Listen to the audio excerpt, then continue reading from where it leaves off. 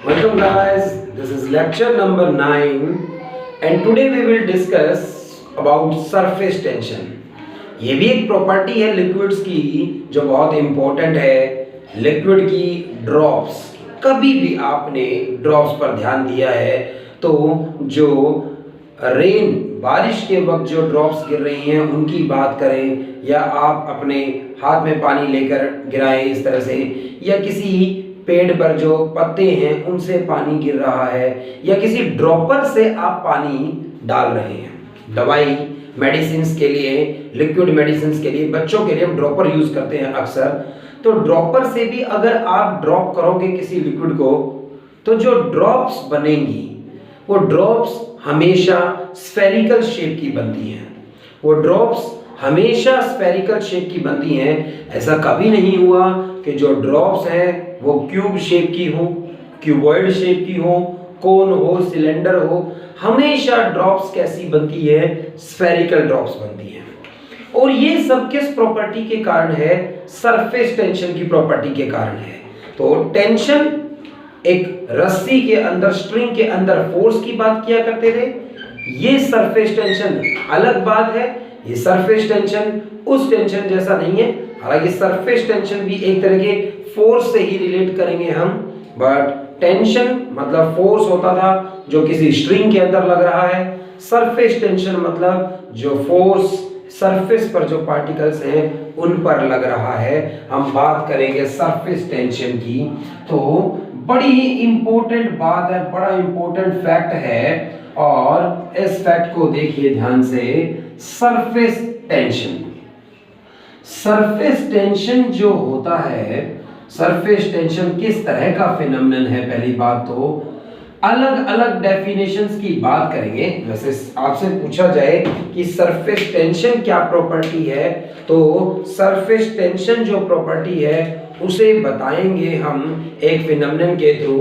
कभी भी अगर किसी बकेट में, किसी ग्लास में, किसी भी सब्सटेंस में अगर पानी को भर दिया गया है या किसी भी लिक्विड को भर दिया गया है, तो लिक्विड की जो ऊपर की जो लेयर है, जो सरफेस है लिक्विड का, उसे ध्यान से देखा कीजिए इस तरह से। तो अगर किसी भी सब्सटेंस के अंदर, सॉरी, किसी भी इस तरह के कंटेनर के अंदर लिक्विड को भर दिया जाए तो ऊपर से देखने पर आपको जो लेयर दिखाई देगी, जो सरफेस दिखाई देगा लिक्विड का, इस तरह से लिक्विड इस बर्तन के अंदर भर दिया गया है अगर यहाँ पर, तो इसके ऊपर से सरफेस को देखेंगे अगर आप, तो ऊपर से देखने पर जो ये सरफेस है वो एक इलास्टिक स्ट्रेच्ड मेम्ब्रेन की तरह दिखाई देगा। कहने का मतलब ऊपर से देखने पर किसी ग्लास में पानी भरा गया उसे देखिए, किसी बकेट में पानी भर दिया गया उसको देखिए, तो ऊपर से देखने पर जो सरफेस है लिक्विड का वो इस तरह से लगता है जैसे किसी रबड़ या किसी प्लास्टिक की एक पॉलीथीन को खींचकर टाइट कर दिया गया है। जैसे तबला होता है, तबले पर एक मेम्ब्रेन होती है जिसे बहुत टाइटली 360 डिग्री यानी चारों तरफ से बिल्कुल स्ट्रेच किया गया है इस तरह से। जैसे और एग्जांपल दिए जाएं कि आप क्या करें, किसी ग्लास पर एक पॉलीथीन लगाकर और उस पर रबड़ बैंड लगाएं तो बिल्कुल स्ट्रेच हो जाएगी। जैसे कई बार जूस वाला डिस्पोजल के अंदर जूस पैक करता है, एक ग्लास है और ग्लास के अंदर जूस जब डाल के ऊपर एल्यूमिनियम फॉइल लगाता है और रबड़ बैंड से बिल्कुल खींच देगा, तो उस तरह से ऊपर वो जो एल्यूमिनियम की फॉइल है वो एक बिल्कुल स्ट्रेच कर दी गई है, बिल्कुल प्लेन कर दी गई है। मेम्ब्रेन का मतलब जो खिंच गई है इस तरह से, कोई प्लेन बन गया बिल्कुल एक तरह से। तो इलास्टिक स्ट्रेच्ड मेम्ब्रेन, किसी प्लास्टिक को बिल्कुल थोड़ा सा खींच दिया जाए तो बिल्कुल वो जो प्लेन सी बन गई है ना, इस तरह से दिख रहा है कि खिंची हुई है बिल्कुल, जैसे तबले पे, ढोलक पर बिल्कुल टाइटली किया गया है मेम्ब्रेन को, जिस पर हाथ मारकर बजाया जाता है, तो वो मेम्ब्रेन स्ट्रेच की गई है। लिक्विड का ऊपर वाला सरफेस भी ऐसे ही लगता है जैसे कोई प्लास्टिक है, कोई ट्रांसपेरेंट सी प्लास्टिक है, कोई पॉलीथीन है, और उसे खींचकर टाइट कर दिया गया इस तरह से, तो बिल्कुल प्लेन सरफेस जब लिक्विड किस पर है, रेस्ट पर है बिल्कुल, तब इस तरह से हमें दिखाई देती है। तो मेम्ब्रेन क्यों होती है इस तरह की, ऐसे स्ट्रेच्ड मेम्ब्रेन की तरह लिक्विड क्यों रहता है, बिल्कुल शांत क्यों दिखाई देता है इस तरह से, बिल्कुल प्लेन क्यों दिखाई देता है इस तरह से, जानेंगे। फिलहाल सरफेस टेंशन की प्रॉपर्टी के कारण ये जो लिक्विड का जो फ्री सरफेस है, फ्री सरफेस मतलब भाई नीचे भी था लिक्विड तो, लेकिन नीचे जो लिक्विड है वो टच में है किसके, इस कंटेनर के, ये ऊपर वाला जो सरफेस है ये सरफेस इसका फ्री सरफेस है, क्योंकि ये सरफेस एयर के कांटेक्ट में है, इसे कहेंगे फ्री सरफेस। और ये free surface elastic stretched membrane की तरह बिहेव करता है, ये प्रॉपर्टी ही क्या कहलाती है, सरफेस टेंशन कहलाती है। तो सरफेस टेंशन क्या है, एक प्रॉपर्टी है surface tension. Surface tension is the property, surface tension is the, surface tension is the property, surface tension is the property of a liquid, property of a liquid due to which the free surface, the free surface of liquid behaves like an elastic stretched membrane, an elastic stretched membrane, elastic stretched membrane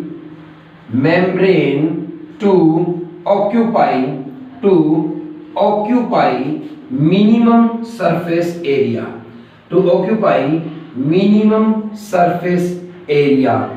और भाई ये property ऐसी property है जो चाहती है कि liquid का जो फ्री सरफेस है उस फ्री सरफेस का एरिया मिनिमम होना चाहिए, कम से कम होना चाहिए। ऐसा क्यों करना चाहता है लिक्विड, अभी एक मॉलिक्यूलर थ्योरी से मैं आपको बताऊंगा। सरफेस टेंशन एक ऐसी प्रॉपर्टी है जिसके कारण लिक्विड का जो फ्री सरफेस होता है वो एक स्ट्रेच्ड मेम्ब्रेन की तरह बिहेव कर रहा है। और वो ऐसा क्यों कर रहा है ये फैक्ट बताऊंगा मैं, एक टर्म बताकर आपको, मॉलिक्यूलर थ्योरी। ये जो मॉलिक्यूल्स होते हैं लिक्विड के, ये जो लिक्विड के मॉलिक्यूल्स होते हैं, इन मॉलिक्यूल्स की बात करी जाए तो इन सब के बीच में एक फोर्स लग रहा है, अट्रैक्टिव फोर्स लग रहा है। क्या है, कोहेसिव फोर्स लग रहा है। पानी के पार्टिकल्स पानी के ही साथ कोहेसिव फोर्स लगा रहे हैं। कहने का मतलब सेम टाइप के पार्टिकल्स के बीच में लगने वाला फोर्स कोहेसिव फोर्स कहलाता है। और ये कोहेसिव फोर्स बहुत स्ट्रॉन्ग होते हैं सॉलिड्स में, इसलिए सॉलिड्स कैसे होते हैं, रिजिड होते हैं। आप किसी सॉलिड को टच करोगे तो सॉलिड के पार्टिकल्स आपके साथ अट्रैक्शन कम शो करेंगे, अपने ही पार्टिकल्स के साथ अट्रैक्शन ज्यादा शो करेंगे। कोहेसिव फोर्स जो होते हैं सॉलिड्स में, यानी सेम पार्टिकल्स के बीच में जो फोर्स है वो काफी स्ट्रॉन्ग है और इसलिए वो क्या होते हैं, रिजिड होते हैं। जबकि जो कुछ लिक्विड्स या अदर गैसेस ऐसे होते हैं जिनके एडहेसिव फोर्स यानी दूसरे सब्सटेंस के साथ जो फोर्सेस है वो ज्यादा स्ट्रॉन्ग होते हैं और एडहेसिव फोर्स स्ट्रॉन्ग है। इसीलिए इंक जब पेन हम चलाते हैं किसी कॉपी पर, पेपर पर या बोर्ड पर मार्कर चलाने पर इंक जो होती है वो बोर्ड पर आ जाती है। क्यों? क्योंकि जो इंक है वो बोर्ड के साथ जो एडहेसिव फोर्स लगा रही है वो स्ट्रॉन्ग है उसके कोहेसिव फोर्स से। तो इंक के साथ जुड़ी नहीं रह पा रही। जब इंक किसके कांटेक्ट में आई, पेपर के, तो वो पेपर के साथ जुड़ना चाहती है क्योंकि एडहेसिव फोर्स वहां पर स्ट्रॉन्ग है, किससे, कोहेसिव फोर्स से। जबकि अक्सर सॉलिड्स में जो कोहेसिव फोर्स है वो स्ट्रॉन्ग होते हैं, इसलिए वो रिजिड रहते हैं इस तरह से। मॉलिक्यूलर थ्योरी से सरफेस टेंशन की बात को समझा जाएगा।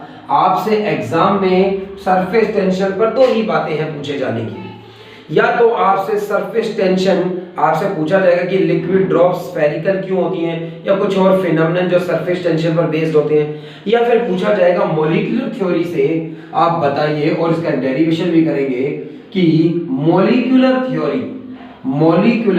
थ्योरी जो है, molecular theory of surface tension, surface tension किस प्रॉपर्टी के, किस कारण से है, सरफेस टेंशन जो प्रॉपर्टी है वो किस तरह से बनी है, क्यों होता है ऐसा कि लिक्विड का जो फ्री सरफेस है वो मिनिमम एरिया चाहता है, और दूसरी बात इलास्टिक स्ट्रेच्ड मेम्ब्रेन की तरह बिहेव करता है। तो अगर फिर से एक आप क्या करिए, लिक्विड को कंसीडर करिए भाई इस तरह से, तो आप लिक्विड को अगर कंसीडर करेंगे इस तरह से, ये कोई कंटेनर मान लिया जाए इस तरह से, और इसमें इस तरह से एक लिक्विड को कंसीडर कीजिएगा। तो एक लिक्विड को कंसीडर किया गया, यहाँ पर लिक्विड है ये इस तरह से, और इस लिक्विड का ये सरफेस है, फ्री सरफेस है ये, तो ये लिक्विड का फ्री सरफेस है यहाँ पर, और इसके अंदर लिक्विड जो भरा हुआ था इस तरह से, इसमें अलग अलग लेवल पर आप क्या करिए, पार्टिकल्स को कंसीडर कीजिए। फॉर एग्जांपल एक पार्टिकल यहाँ बीच में कहीं कंसीडर किया जाए, बहुत गहराई में कंसीडर किया गया, ए पार्टिकल कंसीडर किया ये गहराई में, तो बाकी के मॉलिक्यूल्स जो इसके आसपास है वो इस पर फोर्स लगा रहे होंगे, अट्रैक्ट करने की कोशिश कर रहे होंगे, तो इसको इधर से भी मॉलिक्यूल्स अट्रैक्ट कर रहे होंगे, इधर से भी अट्रैक्ट कर रहे होंगे, इस तरफ से भी अट्रैक्ट कर रहे होंगे, इस तरफ से भी अट्रैक्ट कर रहे होंगे, हर एक डायरेक्शन से पार्टिकल्स इस पर क्या लगा रहे हैं, फोर्स लगा रहे हैं, और इसीलिए नेट फोर्स इस पर लगभग क्या है, 0 है, और इसीलिए इसकी पोटेंशियल एनर्जी मिनिमम है। तो ए जो है, तो ए पार्टिकल जो है, पार्टिकल ए नेट फोर्स, ऐसे लिखिए, net force on particle, net force on particle A is 0 and have minimum potential energy, और इसकी पोटेंशियल एनर्जी मिनिमम है इस तरह से। इसके बाद एक पार्टिकल थोड़ा यहां कहीं कंसीडर किया मैंने इस तरह से, बिल्कुल सरफेस पर नहीं है ये, सरफेस से थोड़ा सा अंदर है ये बी पार्टिकल जो था, तो इस तरफ के पार्टिकल्स अट्रैक्ट करेंगे, इस तरफ के पार्टिकल्स अट्रैक्ट करेंगे, इस तरह से पार्टिकल्स अट्रैक्ट करेंगे। इस पार्टिकल, ये पार्टिकल लगभग सरफेस के पास है, ऊपर पार्टिकल्स ज्यादा नहीं है जो इसे अट्रैक्ट करें, नीचे बहुत सारे पार्टिकल्स हैं जो इसे अट्रैक्ट करेंगे, और इसीलिए इस पर एक नेट फोर्स लग रहा है, इसीलिए इस पर एक नेट फोर्स लग रहा है, और ये नेट फोर्स लग रहा है तो कुछ पोटेंशियल एनर्जी इसकी है, तो some force is acting on particle B and has some potential energy, और कुछ पोटेंशियल एनर्जी इस पार्टिकल की है यहाँ पर, तो कुछ पोटेंशियल एनर्जी है यहाँ पर इस पार्टिकल की, और एक पार्टिकल जो बिल्कुल सरफेस पर है भाई, सी पार्टिकल बिल्कुल कौन सा है, जो सरफेस पर है, ये पार्टिकल सरफेस पर जो पार्टिकल है, इसे यहां से अट्रैक्ट किया जा रहा है, यहां से अट्रैक्ट किया जा रहा है, और ऊपर तो है ही नहीं भाई, कोई ऊपर तो पार्टिकल्स है ही नहीं अट्रैक्ट करने के लिए, तो इस पर एक नेट फोर्स लग रहा है, और एक नेट फोर्स इस पर लग रहा है इस तरह से, तो एक नेट फोर्स लग रहा है, और सरफेस पर ये पार्टिकल है, क्योंकि सरफेस पर ये पार्टिकल है तो इधर अट्रैक्ट किया जा रहा है, इधर भी अट्रैक्ट किया जा रहा है, नीचे भी अट्रैक्ट किया जा रहा है, तो खास तौर ये कि कोई ऊपर नहीं है पार्टिकल्स इसे अट्रैक्ट करने वाले, तो इस पर फोर्स मैक्सिमम लग रहा है, और इसकी पोटेंशियल एनर्जी भी मैक्सिमम है, तो इसकी पोटेंशियल एनर्जी मैक्सिमम है यहाँ पर, क्योंकि इस पर मैक्सिमम फोर्स लग रहा है, तो मैक्सिमम फोर्स इस पर लग रहा है, तो इस पर लगने वाला फोर्स मैक्सिमम है और इसीलिए मैक्सिमम फोर्स लग रहा है इस पर, और maximum force on particle, maximum force on particle C and potential energy is maximum, and potential energy is maximum। Surface energy है ये, सरफेस पर जो पार्टिकल्स बैठे हैं उनकी पोटेंशियल एनर्जी या फिर कह लीजिए सरफेस एनर्जी, वो पोटेंशियल एनर्जी को ही सरफेस एनर्जी का नाम दे रहा हूं। तो क्योंकि ये पार्टिकल्स जो सरफेस पर बैठे हैं इनकी पोटेंशियल एनर्जी बहुत ज्यादा है, स्टेबल रहने के लिए, स्टेबिलिटी के लिए ये पार्टिकल्स, ये मॉलिक्यूल्स चाहते हैं कि पोटेंशियल एनर्जी कम रहे इनकी, और ये पार्टिकल्स इसलिए कहां पर आना चाहते हैं, नीचे आना चाहते हैं। भाई एक नेट फोर्स भी लग रहा है, एक नेट फोर्स भी तो लग रहा है, जिसके कारण पार्टिकल्स किधर आना चाहते हैं, नीचे आना चाहते हैं पार्टिकल्स ये सारे।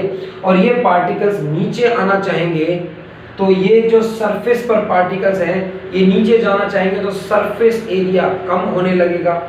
तो सारे के सारे पार्टिकल्स जो सरफेस पर बैठे हैं उनकी एनर्जी बहुत ज़्यादा है, वो अपनी एनर्जी को कम कैसे कर सकते हैं, सरफेस पर ना बैठकर नीचे जाना चाहेंगे, यानी जो सरफेस एरिया है उसे कम करना। सरफेस पर जितने कम से कम पार्टिकल होंगे एनर्जी उतनी ही कम होगी इस लिक्विड की, और ये उतना ही स्टेबल होगा।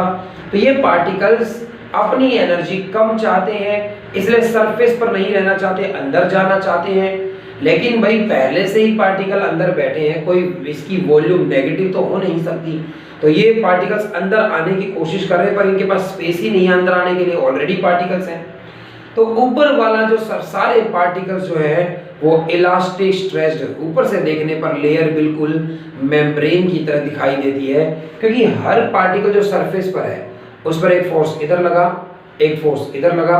ये पार्टिकल्स क्योंकि नीचे जाना चाहते हैं, मतलब सरफेस एरिया को कम करना चाहते हैं। तो दो बातें हो गई, सरफेस टेंशन के कारण एक लिक्विड चाहता है कि उसका एरिया मिनिमम हो, सरफेस पर जो पार्टिकल्स हैं कम से कम होने चाहिए, ताकि सरफेस एरिया कम से कम होगा, और इसके कारण क्या होगा, कम से कम सरफेस एरिया होगा तो सरफेस टेंशन भी कम लगेगी, यानी वो एनर्जी उसकी मिनिमम होगी इस तरह से। और सरफेस टेंशन के ही कारण, यानी सरफेस पर जो पार्टिकल्स बैठे हैं, ऊपर वाले पार्टिकल्स पर देखिए इधर की तरफ फोर्स लग रहा है, इधर की तरफ फोर्स लग रहा है, हर पार्टिकल स्ट्रेच्ड है एक तरह से, दोनों तरफ से स्ट्रेच्ड है, इसीलिए लिक्विड इलास्टिक स्ट्रेच्ड मेम्ब्रेन की तरह भी बिहेव करता है। तो ये मॉलिक्यूलर थ्योरी से, मतलब मॉलिक्यूल्स के बीच में जो फोर्स लगता है उस बिहाफ पर मैं आपको समझा रहा हूं, उस बिहाफ पर समझाया जा रहा है आपको कि molecular theory of surface tension से पता चलता है कि सरफेस पर जो मॉलिक्यूल्स होंगे लिक्विड के वो दुखी हैं, सरफेस पर जो मॉलिक्यूल्स हैं वो दुखी हो गए हैं, क्योंकि उन्हें फोर्स एक्सपीरियंस करना पड़ रहा है, पोटेंशियल एनर्जी इसलिए उनकी मैक्सिमम है, कम करना चाहते हैं, सरफेस पर ना रहकर अंदर आना चाहते हैं, पर ऑलरेडी अंदर लिक्विड बैठा है तो ये और अंदर नहीं आ पा रहे हैं। तो इसलिए ऊपर का जो सरफेस है वो इस हर पार्टिकल पर फोर्स दोनों तरफ लग रहा है, चारों तरफ लग रहा है, इलास्टिक स्ट्रेच्ड मेम्ब्रेन की तरह भी बिहेव कर रहा है लिक्विड, और चाहता है कि सरफेस एरिया क्या हो जाए, मिनिमम हो जाए, और मिनिमम सरफेस एरिया करना चाहता है अपना। तो मिनिमम सरफेस एरिया करना चाहता है सरफेस टेंशन के कारण एक लिक्विड, और जो फ्री सरफेस है वो इलास्टिक स्ट्रेच्ड मेम्ब्रेन की तरह बिहेव करता है। तो कोई आपसे पूछे सरफेस टेंशन कैसी प्रॉपर्टी है, ये वो प्रॉपर्टी है जिसके कारण लिक्विड क्या चाहता है, लिक्विड अपना सरफेस एरिया मिनिमम करना चाहता है, और उसका जो फ्री सरफेस है वो इलास्टिक स्ट्रेच्ड मेम्ब्रेन की तरह बिहेव करता है। अब आई बात सरफेस टेंशन के फॉर्मूले की। अगर आपके पास थोड़ा सा स्पेस है तो जहां डेफिनेशन लिखी थी वहीं जाकर लिख लीजिएगा, अदरवाइज यहां लिख लीजिए, इसके बाद कोई दिक्कत नहीं है। सरफेस टेंशन का पता कैसे चलेगा, सरफेस टेंशन की वैल्यू कैसे पता चलेगी? तो भाई ये एक कोई भी मान लीजिए कंटेनर है और लिक्विड इसमें जो होगा जिसे आप देखेंगे तो आपको इस तरह का सरफेस दिखाई देगा भाई ऊपर से, और इस पर एक हाइपोथेटिकल लाइन कंसीडर करिए भाई, इस पर एक हाइपोथेटिकल लाइन कंसीडर करिए, और ये लाइन कुछ नहीं बहुत सारे पार्टिकल्स हैं इस लाइन पर, इस लाइन पर बहुत सारे पार्टिकल हैं, इस लाइन की जो लेंथ है वो कितनी है, L है। इन पार्टिकल्स पर फोर्स लग रहा होगा, दोनों तरफ से परपेंडिकुलर जो फोर्स लग रहा होगा उस फोर्स की बात करिए। हर एक पार्टिकल पर कुछ फोर्स लग रहा है, हर एक पार्टिकल पर कुछ फोर्स लग रहा है जो इस पार्टिकल को स्ट्रेच रखे हुए इस तरह से। तो ये बहुत सारे पार्टिकल्स एक लाइन पर कंसीडर कर लिए, बहुत सारे पार्टिकल्स एक लाइन पर कंसीडर कर लिए, उस लाइन की लेंथ कितनी है, L है, और इन पार्टिकल्स पर ऊपर से व्यू दिखाता हूं भाई मैं आपको इस तरह से कि इस तरह से ऊपर से सर्कुलर व्यू दिखाई दिया आपको, और इस तरह से एक लाइन कंसीडर करी जैसे डायमीटर हो गया हाइपोथेटिकली। ये लाइन असल में क्या है, बहुत सारे पार्टिकल्स हैं, उन पार्टिकल्स को इस लाइन पर बहुत सारे पार्टिकल्स हैं, तो उन सभी पार्टिकल्स को मैंने कंसीडर किया, और अभी अभी मैंने देखा कि सरफेस पर जो ये पार्टिकल्स होते हैं इन पर तो इस तरह से फोर्स लगेगा, उस तरफ भी पार्टिकल इसे स्ट्रेच करेंगे, इस तरफ भी स्ट्रेच करेंगे, और नीचे भी खींचना चाह रहे होंगे तो अंदर ले जाना चाहते हैं, तो उस फोर्स की बात नहीं कर रहा। जो ये सरफेस पर फोर्स आए थे मॉलिक्यूलर थ्योरी में सबसे ऊपर वाले पार्टिकल पर मैंने देखा कि भाई इस तरह से फोर्स लग रही है। ऊपर से सरफेस देख रहे हैं, ऊपर से सरफेस देखूं तो स्ट्रेच्ड मेम्ब्रेन की तरह क्यों बिहेव कर रहा है, क्योंकि हर एक पार्टिकल पर इधर भी और इधर भी आमने सामने फोर्सेस लग रहे हैं, और भाई मान लीजिए टोटल मिलाकर कितना फोर्स लग रहा है, F फोर्स लग रहा है एक डायरेक्शन में, एक साइड पर टोटल मिलाकर कितना फोर्स लग रहा है F। ये सारे हर एक पार्टिकल का नेट फोर्स कितना आ गया, F फोर्स लग रहा है टोटल मिलाकर, और इसकी जो लेंथ है, ये जो लाइन कंसीडर करी है मैंने हाइपोथेटिकली, इसकी जो लेंथ है हाइपोथेटिकली मैंने जो ये वायर ये सीधी लाइन कंसीडर करी है, इसकी लेंथ कितनी है, L है। तो सरफेस टेंशन जितनी ज्यादा होगी ये फोर्स भी उतना ही ज्यादा होगा, और इसीलिए सरफेस टेंशन का फॉर्मूला है फोर्स कितना लग रहा था और डिवाइडेड बाई लेंथ कितनी है। सरफेस टेंशन को सिग्मा से डिनोट कर लेते हैं, S से भी डिनोट कर सकता है किसी किसी बुक में। टोटल फोर्स F लगा और टोटल लेंथ कितनी है इस लाइन की, L है। तो सरफेस टेंशन की वैल्यू कितनी है, फोर्स डिवाइडेड बाई लेंथ होती है। कोई लिक्विड का सरफेस कंसीडर करिए, फ्री सरफेस, उस फ्री सरफेस पर एक हाइपोथेटिकल लाइन कंसीडर करिए, मतलब ऐसे ही एज्यूम करिए लाइन कुछ और नहीं, बहुत सारे पार्टिकल्स कंसीडर किए मैंने, तो इस लाइन पर बहुत सारे पार्टिकल्स हैं, उन पर टोटल फोर्स कितना लग रहा है, F लग रहा है, इतना ही इस तरफ इतना ही इस तरफ, तो एक तरफ का मैग्नीट्यूड F है। लेंथ L से डिवाइड करूं तो इस लिक्विड की सरफेस टेंशन की वैल्यू सामने आएगी। SI यूनिट पूछी जाए आपसे तो भाई फोर्स की यूनिट न्यूटन होती है, लेंथ की मीटर होती है, न्यूटन पर मीटर इसकी SI यूनिट्स होंगे। और डायमेंशंस की बात आए तो फोर्स तो होता है mLt-2, L से L कटने पर mt-2 सरफेस टेंशन की के डायमेंशंस कहलाएंगे, और न्यूटन पर मीटर सरफेस टेंशन की यूनिट कहलाएगी, और फॉर्मूला सरफेस टेंशन का फोर्स डिवाइडेड बाई लेंथ होता है।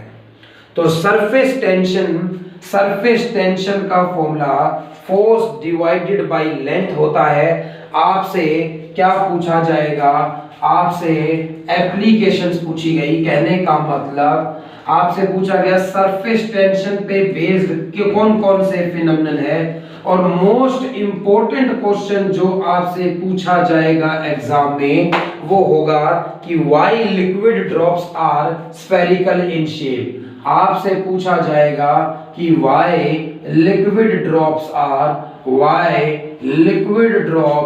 Are spherical in shape. Liquid drops हमेशा स्फेरिकल ही क्यों होती हैं? Why liquid drops are spherical in shape. Liquid drops spherical क्यों होती है शेप में? क्योंकि सरफेस टेंशन के कारण लिक्विड चाहता है मिनिमम सरफेस एरिया और किसी भी गिवन वॉल्यूम के लिए, यानी अगर मैं वॉल्यूम फिक्स कर दूं, मैं आपको ये कहूं कि आपके पास 5 ml लिक्विड है, 5 मिलीलीटर वाटर है मान लीजिए आपके पास, तो आप इस वाटर को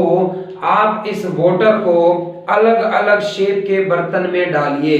तो आप इसे जब अलग अलग शेप के बर्तन में डालेंगे तो आपने हो सकता है इसे क्यूबॉइड शेप के बर्तन में डाल दिया, क्यूब शेप के बर्तन में डाल दिया, आपने कोन के अंदर डाल दिया, सिलेंडर के अंदर डाल दिया है, डिस्क के अंदर डाल दिया है, कहने का मतलब सिलेंडर ही होता है डिस्क जो है। इन सभी केस में सरफेस एरिया अगर वॉल्यूम को फिक्स कर दूं तो जो लिक्विड की शेप बनाई है आपने, सबसे कम सरफेस एरिया किसका होगा? स्फेरिकल शेप का होगा। अगर 1 लीटर का लिक्विड है, 1 लीटर से क्यूब बनाया जाए या क्यूबॉइड बनाया जाए, कोन बनाया जाए, सिलेंडर बनाया जाए और एक स्फेरिकल बॉल बनाई जाए, तो जो सरफेस एरिया होगा इन सभी फिगर्स का, ये 3D फिगर है, सॉलिड फिगर है, जो सरफेस एरिया होगा इन सभी फिगर्स का वो सबसे मिनिमम होगा किसके केस के अंदर? स्फेयर के केस के अंदर। तो इसीलिए लिक्विड की ड्रॉप्स कैसी होती हैं? स्फेरिकल होती हैं हमेशा। जो ड्रॉप्स बनती हैं वो स्फेरिकल बनती हैं। तो इसका रीजन ये लिखा जाए कि due to surface tension,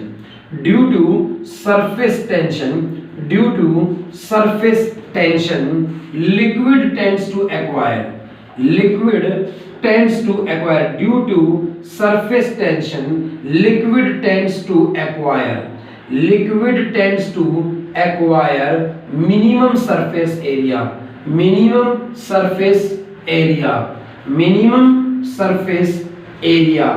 and for a given volume sphere has minimum surface area। अगर एक क्यूब, एक क्यूबॉइड, एक कोन, एक सिलेंडर और एक स्फीयर, इन सब की अगर वॉल्यूम सेम है तो सबसे कम सरफेस एरिया स्फीयर का मिलेगा। अगर बहुत सारी सॉलिड फिगर्स कंसीडर की जाए और उन सभी की वॉल्यूम इक्वल कर दी जाए, तो एक क्यूब है, क्यूबॉइड है, कोन है, सिलेंडर है और एक स्फीयर है, इन सब की अगर वॉल्यूम सेम है तो सबसे कम सरफेस एरिया स्फीयर का होगा। इसीलिए लिक्विड की ड्रॉप्स स्फेरिकल शेप की होती है। रेन ड्रॉप्स कभी भी देखिएगा स्फेरिकल शेप की होती है। तो लिक्विड की ड्रॉप्स स्फेरिकल क्यों होती है? क्योंकि सरफेस टेंशन की प्रॉपर्टी के कारण लिक्विड चाहता है मिनिमम सरफेस एरिया और सभी अगर वॉल्यूम को फिक्स कर दिया जाए तो सबसे कम सरफेस एरिया किसका होगा? सबसे कम सरफेस एरिया किसका होगा? एक स्फीयर का होगा। इसलिए लिक्विड ड्रॉप स्फेरिकल होती हैं इस तरह से। और बहुत सारे क्वेश्चंस आपसे पूछे जाए कि भाई किसी लिक्विड में एक ब्रश को डिप किया जाए, पेंटिंग ब्रश होता है जैसे, तो जो उसके ब्रश होते हैं, जो रेशे होते हैं एक तरह से सामने वाले, वो इस तरह से बिखरे हुए होते हैं। और लिक्विड को अगर इसे बाहर निकाला जाए इस तरह से, तो अगर इसे बाहर निकाल दिया जाए इससे, तो बाहर निकाले जाने पर ये जो इसके सामने के ये ब्रश थे, ये सारे एक जगह इकट्ठे हो जाते हैं। तो एक जगह इकट्ठे हो जाते हैं ये पेंटिंग ब्रश के सारे रेशे क्यों? क्योंकि due to surface tension liquid चाहता है मिनिमम सरफेस एरिया एक्वायर करना, और मिनिमम सरफेस एरिया एक्वायर करने के लिए वो इकट्ठा होना चाहता है, तो इन सबको भी इस तरह से इकट्ठा कर डालता है। अगर एक पिन को बहुत ही जेंटली, बहुत ही सावधानी से लिक्विड के ऊपर रख दिया जाए तो वो पिन तैरने लगेगी, जबकि हम जानते हैं इसी चैप्टर में मैंने आर्किमिडीज प्रिंसिपल पढ़ाया है, और मैंने कहा है कि जो पिन है मेटल की ऑब्जेक्ट है, मेटल की डेंसिटी पानी की डेंसिटी से ज्यादा है, और मेटल की ऑब्जेक्ट्स पानी में डूब जाएंगे इस तरह से। लेकिन अगर बहुत ही ध्यान से भाई इस तरह का जो सरफेस था ये, तो यहाँ एक पार्टिकल कंसीडर करूं मैं लिक्विड का, तो इस पर इधर की तरफ फोर्स लग रहा है ड्यू टू सरफेस टेंशन, इधर की तरफ फोर्स लग रहा है ड्यू टू सरफेस टेंशन। तो सरफेस पर जो ये पार्टिकल है इस पर इस तरह से दोनों तरफ क्या लग रहा था, फोर्स लग रहा था ड्यू टू सरफेस टेंशन। इस लिक्विड पर अगर किसी पिन को बहुत ही आराम से जेंटली रख दिया जाए, तो जहां पिन को रखेंगे वहां एक डिप्रेशन क्रिएट हो जाएगा, लिक्विड में एक डिप्रेशन क्रिएट हो जाएगा जहां पर पिन को रखा गया है इस तरह से हॉरिजॉन्टल पोजीशन में। जैसे ये पेन है तो इस तरह की हॉरिजॉन्टल पोजीशन में लिक्विड के ऊपर आराम से रख दिया एक पिन को अगर मैंने, तो हॉरिजॉन्टल पोजीशन में है, इसलिए आप सामने से सिर्फ एक पॉइंट देख पा रहे हैं, ये सामने वाला पॉइंट देख पा रहे हैं ये इस तरह से। तो इस तरह से हॉरिजॉन्टल पोजीशन में जब पिन रखी गई है लिक्विड के ऊपर, तो लिक्विड के अंदर जो एक डिप्रेशन प्रोड्यूस हुआ है, इस डिप्रेशन के कारण जो यहाँ के पार्टिकल्स हैं उन पर सरफेस टेंशन के कारण फोर्स किधर लगेगा, टेंजेंट डालिए, ये डिप्रेशन हो गया इस तरह से, तो इधर की तरफ फोर्स लगेगा, इस तरफ में फोर्स लगेगा, और इस पिन का वेट mg था, इस पिन का जो वेट था वो mg था, वर्टिकली डाउनवर्ड था। सरफेस टेंशन के कारण ये जो फोर्स लग रहे हैं इन दोनों का एक नेट रिजल्ट बीच में आएगा, इन दोनों का एक नेट रिजल्ट बीच में आएगा, और सरफेस टेंशन के कारण जो ये फोर्स लग रहा है, सरफेस टेंशन के कारण जो ये फोर्स लग रहा है ऊपर की तरफ, तो भाई यहाँ ये जो पार्टिकल था इस पे पार्टिकल इधर अट्रैक्ट कर रहे हैं, पार्टिकल इधर भी अट्रैक्ट कर रहे हैं। ये डिप्रेशन प्रोड्यूस होने पर पार्टिकल्स थोड़े से कर्व हो गया है, पार्टिकल्स इसे इधर अट्रैक्ट कर रहे हैं, इसे इधर अट्रैक्ट कर रहे हैं, बीच में रिजल्ट आया, और ये रिजल्टेंट फोर्स जो लग रहा है ड्यू टू सरफेस टेंशन, ये रिजल्टेंट फोर्स जो लग रहा है ड्यू टू सरफेस टेंशन, ये mg को क्या कर लेगा, बैलेंस कर लेगा, और इसलिए पिन क्या करने लगेगी, फ्लोट करने लगेगी। तो अ मेटल पिन, तो मेटल की बनी हुई एक पिन जो है, a metal pin floats, a metal pin floats on a liquid, floats on a liquid due to surface tension, liquid due to surface tension. तो सरफेस टेंशन की property के कारण एक पिन क्या करने लगेगी, सरफेस पर फ्लोट करने लगेगी इस तरह से। तो भाई लिक्विड की ड्रॉप्स स्फेरिकल होती हैं लिक्विड की, और इसी तरह से जो छोटे छोटे इंसेक्ट होते हैं, मक्खी मच्छर, पानी पर बैठ जाएंगे पर डूबेंगे नहीं वो, क्योंकि सरफेस टेंशन के कारण लगने वाला फोर्स उन्हें क्या कर लेगा, उनके वेट को क्या कर लेगा, बैलेंस कर लेगा। और अब बात आती है सरफेस एनर्जी की। सरफेस पर जो पार्टिकल्स हैं उनकी एनर्जी कितनी है। तो भाई जो पार्टिकल्स अंदर बैठे हैं, मॉलिक्यूलर थ्योरी में बताया, जो पार्टिकल्स अंदर बैठे हैं उनकी एनर्जी कम है, और जो सरफेस पर बैठे हैं उनकी एनर्जी ज्यादा है। तो सरफेस पर बैठे हुए पार्टिकल्स की एनर्जी कितनी है, अंदर जो पार्टिकल्स हैं उन पर लगभग नेट फोर्स 0 है, उनकी एनर्जी 0 है। उन पार्टिकल्स को अंदर से कहां पर लेकर जाना है, सरफेस पर लेकर जाना है।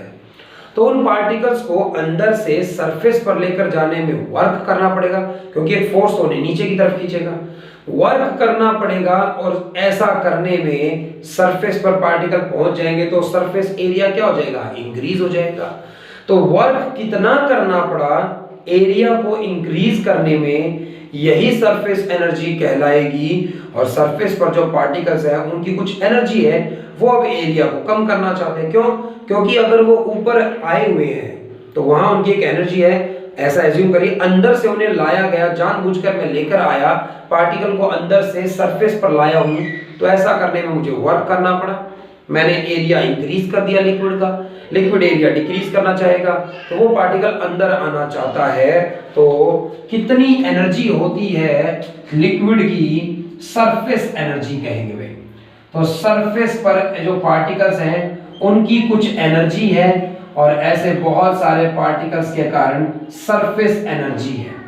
Surface energy of a liquid क्या होती है? It is the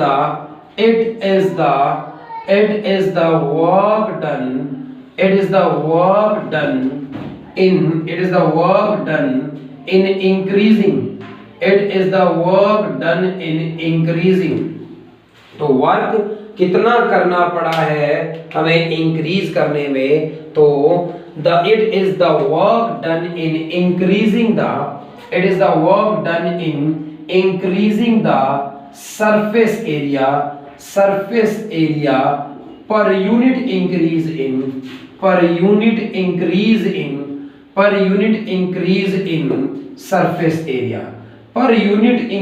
in surface area।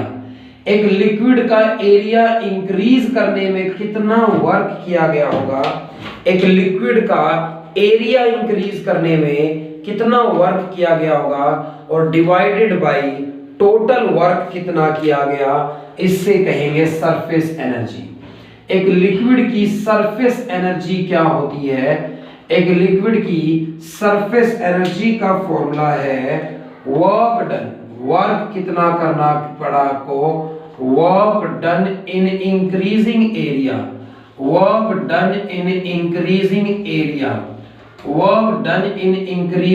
Area और divided by increase in area. तो भाई वर्क डन, कितना वर्क किया एरिया को इंक्रीज करने में, और कितना एरिया में इंक्रीमेंट हुआ, इसी को कहेंगे सरफेस एनर्जी। तो सरफेस एनर्जी का फॉर्मूला डिराइव करने के लिए आप एक रेक्टेंगुलर फ्रेम कंसीडर करिए। इस तरह से एक रेक्टेंगल शेप का फ्रेम कंसीडर करिए, और इस फ्रेम पर ये जो ए बी वायर है, ये जो ए बी वाली वायर है, ये मूवेबल है, इसे स्लाइड कराया जा सकता है। तो ये ए बी सी और ये डी रेक्टेंगुलर शेप का एक फ्रेम बन गया है। इसकी लेंथ कितनी है? एल। इसकी ये लेंथ कितनी है? एल इसकी लेंथ है, और इसकी कुछ ब्रेथ है ये यहाँ पर। तो ये रेक्टेंगल बन गया है, एल इसकी लेंथ है, कुछ इसकी ब्रेथ है। क्योंकि ये ए बी मूवेबल है, ये ए बी यहाँ भी जा सकती है स्लाइड कर कर, एरिया इंक्रीज हो सकता है, अंदर लाई जा सकती है, एरिया डिक्रीज भी किया जा सकता है। तो ये बात यहाँ पर ध्यान दीजिएगा कि यहाँ पर ये जो आपके सामने एक फ्रेम है, रेक्टेंगुलर फ्रेम कंसीडर किया है ये, जिसमें ए बी जो वायर है वो मूवेबल है, मूव कर सकती है। आप इस फ्रेम को सोप फिल्म के अंदर डुबो दीजिए भाई, सोप सॉल्यूशन के अंदर, सॉरी। जैसे कभी आप कभी मेले में गए हैं या मार्केट में गए हैं, छोटे बच्चों के लिए हम क्या ले आते हैं, एक इस तरह की शेप में, सर्कुलर सी शेप में एक क्या बना होता है, वायर का फ्रेम बना हुआ होता है। इस वायर के फ्रेम को सोप सॉल्यूशन में डुबोया जाता है। सोप सॉल्यूशन में डुबोने के बाद जब इस पर फूंक मारी जाती है भाई, इस तरह से हवा डाली जाती है माउथ से, तो बबल्स बनकर आते हैं इस तरह से। तो इस पे जो सोप की फिल्म बन जाती है, उस पर प्रेशर डालने पर उसका एरिया बढ़ने लगता है। सरफेस टेंशन के कारण, एडहेसिव फोर्स के कारण वो इसे छोड़ना नहीं चाहता और वो कंबाइन होकर रहता है, बबल्स बनते हैं इस तरह से। तो एक रेक्टेंगुलर फ्रेम है हमारे पास इस तरह से, और इस रेक्टेंगुलर फ्रेम को सोप सॉल्यूशन में डुबो दीजिए। सोप सॉल्यूशन में डुबोकर बाहर निकालेंगे, जब डिप कर कर बाहर निकालेंगे, सोप सॉल्यूशन में डिप कर दीजिए। जब आप बाहर निकालेंगे तो इस ABCD फ्रेम पर सोप की एक क्या बन गई होगी, फिल्म बन गई होगी भाई, एक फिल्म बन गई होगी, एक परत सी बन जाती है, जैसे सोप के बबल्स बन जाते हैं। अगर हम अपने दोनों हाथों को डिप करें सोप सॉल्यूशन में और फिर इस तरह से अपने हाथों को खोलने लगे तो यहां पर भी एक लेयर बन जाती है, एक फिल्म बन जाती है सोप की भाई, साबुन के पानी की एक क्या बन जाती है, फिल्म बन जाती है। और ये जो फिल्म है, ये जो फिल्म है, ये सरफेस टेंशन के कारण इस वायर पर एक फोर्स लगा रही होगी। ड्यू टू सरफेस टेंशन ये इस वायर पर एक फोर्स लगा रही होगी अंदर की तरफ। ये फिल्म क्या चाहती है, इस AB वायर को अंदर की तरफ खींचना चाहती है ताकि इस ABCD इस फिल्म का एरिया क्या हो जाए, डिक्रीज। तो एक फिल्म जो बन गई है इस पर, वो फिल्म इस AB वायर, बाकी के चारों तीनों तरफ तो फिक्स है वायर्स, खींचने की कोशिश कर रही है बट खींच नहीं पा रही है, बट ये AB वाली वायर क्या है, मूव होने के लिए फ्री है और बहुत ही लाइट वेट है, हल्की सी है, ये मास ना के बराबर मानिए इनका। तो AB जो ये वायर है, इस पर जब सोप फिल्म सरफेस टेंशन के कारण फोर्स लगाएगी, ये अंदर आना चाहेगी ताकि सोप फिल्म का एरिया क्या हो जाए, डिक्रीज, क्योंकि लिक्विड तो मिनिमम सरफेस एरिया चाहता है और इसका ये पूरा सरफेस एरिया फ्री सरफेस है, एयर के कांटेक्ट में, दोनों तरफ फ्री सरफेस। इसका ये भी ध्यान दीजिए भाई, डबल हो गई सरफेस टेंशन भाई, फ्री सरफेस पर जो पार्टिकल्स हैं उन पर सरफेस टेंशन होती है। और इस सोप फिल्म की बात करूं तो दो फ्री सरफेस है, तो दोनों तरफ से फ्री सरफेस है इसका, तो दोनों तरफ से सरफेस टेंशन लग रही होगी इस पर तो। और इसीलिए अगर इसको AB को बाहर ले जाना पड़ेगा तो इस AB को बाहर की तरफ लाने के लिए क्या करना पड़ेगा, फोर्स लगाना पड़ेगा भाई, बाहर की तरफ इसे खींचने के लिए फोर्स लगाना पड़ेगा। और मान लो एक्सटर्नल फोर्स लगाया मैंने और फोर्स लगाकर इस AB वायर को मैं बाहर ले आया इस तरह से, A डैश B डैश की पोजीशन पे ले आया इस तरह से कि X डिस्प्लेसमेंट कराया गया। तो x मैंने क्या करा दिया, डिस्प्लेसमेंट करा दिया यहां पर। तो ये जो x डिस्प्लेसमेंट हुआ है, मैंने फोर्स लगाकर AB वायर को नई पोजीशन पे ले आया हूं, x डिस्प्लेसमेंट कराया है मैंने। ऐसा करने में मुझे क्या करना पड़ा होगा, वर्क करना पड़ा होगा। तो वर्क कितना करना हुआ भाई, work done in increasing area, work done in increasing area. इस एरिया को इंक्रीज करने में कितना वर्क किया होगा भाई मैंने, फोर्स इनटू में डिस्प्लेसमेंट भाई। वर्क का फॉर्मूला तो फोर्स इनटू में डिस्प्लेसमेंट लगाया जा सकता है। कुछ फोर्स मैंने लगाया होगा और मुझे फोर्स क्यों लगाना पड़ा, क्योंकि सरफेस टेंशन के कारण एक फोर्स है जो अंदर की तरफ एरिया डिक्रीज करना चाहता है, तो इतना ही फोर्स बाहर लगाइए अगर आप इंक्रीज करना चाहते हैं। तो फोर्स कितना लगाया गया होगा अगर ये पूछा जाए भाई मुझसे, तो भाई फोर्स की वैल्यू सरफेस टेंशन की टर्म्स में पुट करूंगा। ये जो सोप फिल्म है, ये जो लिक्विड है, इसकी सिग्मा क्या है, सरफेस टेंशन, और सरफेस टेंशन का फॉर्मूला होता है फोर्स कितना लग रहा है और डिवाइडेड बाय लेंथ कितनी है। तो L लेंथ थी इसकी, यानी ये जो AB वायर है इसकी लेंथ कितनी है L, और सरफेस टेंशन के कारण फोर्स कितना लग रहा है, F फोर्स लग रहा है। जितना मैं बाहर लगाने की जितना सरफेस टेंशन लगा रही होगी उतना ही फोर्स मैं बाहर लगाने की कोशिश कर रहा हूं भाई। तो कितना फोर्स सरफेस टेंशन के कारण लग रहा है, F डिवाइडेड बाय इसकी लेंथ कितनी है, ये L, ये सरफेस टेंशन का फॉर्मूला था। और क्योंकि दो फ्री सरफेस है इसके, तो सरफेस टेंशन डबल है भाई, क्योंकि इसके दो फ्री सरफेस है, दोनों तरफ से सरफेस टेंशन है, तो सरफेस टेंशन की वैल्यू 2 टाइम्स कर दीजिए, क्योंकि दो फ्री सरफेस है इसके, याद रखिएगा ये बात। तो ये सोप फिल्म है, दोनों तरफ फ्री सरफेस है। ग्लास के अंदर पानी भरूंगा तो ऊपर से देखूंगा ना, सिर्फ वो फ्री सरफेस होगा, अंदर फ्री सरफेस नहीं है, अंदर तो लिक्विड था। लेकिन सोप फिल्म की बात करूं तो बाहर भी फ्री सरफेस है, दोनों तरफ इसके फ्री सरफेस है। हेंस भाई फोर्स का फॉर्मूला यहां से क्या लिखा जा सकता है, 2 सिग्मा इनटू में L। तो L यहां भेज दिया और इनटू में डिस्प्लेसमेंट था x भाई। तो ये तो वर्क डन का एक्सप्रेशन आया भाई, नंबर 1 नाम दीजिए इस तरह से। अब एरिया कितना इंक्रीज हुआ है, increase in area, increase in area, surface area कितना इंक्रीज हुआ भाई ये x डिस्प्लेसमेंट कराया मैंने, x ये एक्स्ट्रा जो एरिया है, ये भी तो एक रेक्टेंगल है, x इसकी ब्रेथ है और मान लो l इसकी लेंथ है, तो लेंथ l और इनटू में x एक्स्ट्रा है, तो लेंथ इनटू में ब्रेथ, इतना एरिया मैंने यहां पर बढ़ा दिया है। पहले a b c d का एरिया कुछ था और मैंने यहां x डिस्प्लेसमेंट और करा दिया, तो लेंथ इनटू में ब्रेथ, इतना एरिया इंक्रीज कर दिया है। इतना एरिया मैंने एक तरफ इंक्रीज किया है, इतना दूसरी तरफ भी इंक्रीज किया, अभी दो फ्री सरफेस हैं, तो मैंने एरिया कितना इंक्रीज कर दिया, 2 टाइम्स कर दीजिए भाई। सेकंड बात होगी भाई इस तरह से। और रही बात भाई सरफेस एनर्जी की, सरफेस एनर्जी कितनी होगी, वर्क कितना किया गया, 2 इंटू में सिग्मा इंटू में एल इंटू में एक्स, एरिया में इंक्रीमेंट कितना किया, 2 इंटू में एल इंटू में एक्स, और भी Lx से Lx कट गया, 2 से 2 कट गया, तो इसीलिए सरफेस एनर्जी, इसीलिए सरफेस एनर्जी जो है उसकी वैल्यू न्यूमेरिकली किसके इक्वल आ गई है, सरफेस टेंशन के इक्वल आ गई है।